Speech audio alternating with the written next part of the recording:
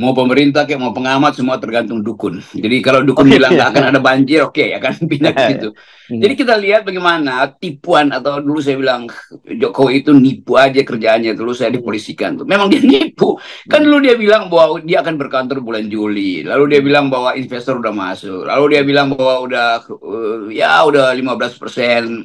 Tadinya dianggap sudah 30%, sekarang 15%. Padahal sebetulnya bocoran dari mereka yang bisa menyusup dan memperlihatkan foto-foto itu berbeda banget dengan apa yang ditampilkan oleh Jokowi setiap hari di laptopnya dia kan. Ya. Kan yang difoto di laptopnya Pak Jokowi itu bagian yang udah diedit sehingga kelihatan wah istilahnya udah rapi. Latar belakangnya kan nggak diperlihatkan. Hmm. Begitu kita baca Bloomberg, kita lihat bocoran-bocoran yang menyebabkan orang seluruh dunia akhirnya tahu bahwa IKN itu sebetulnya yang mungkin 3% yang baru jalan tuh dan berantakan di situ apalagi kemudian kena lanina tuh. Jadi sekali lagi Jokowi ini sebagai presiden dia mau bertarung dengan sesuatu yang dengan mudah diintip oleh kamera dunia tuh oleh satelit juga bisa. Kalau pencitraan satelit bisa dibocorin oleh NASA itu kelihatannya itu tulang belulang yang dari tulang bahan-bahan yang berserakan atau kalau ada istilah teman saya itu kayak jumpalitan itu benda-benda yang ada di situ tuh di bahkan kita nggak bisa lihat ada semacam struktur di situ.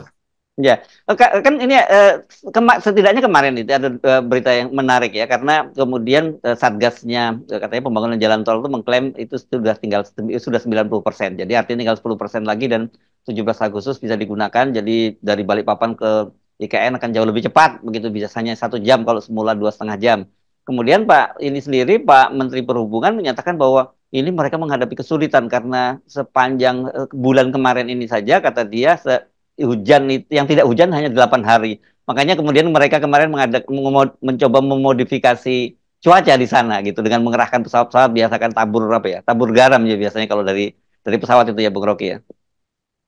Itu juga bagian dari merusak lingkungan tuh tabur garam Hmm. artinya menarik eh, hujan itu dipindahin ke tempat yang lain, ya banjirnya di tempat yang lain kan. Hmm. Kan sebetulnya itu intinya kan rekayasa cuaca itu artinya kepadatan atau viscosity ya, dari liquid di udara itu dipindahkan ke tempat lain tuh, diserap oleh garam lalu dipindahin jatuhin ke tempat lain.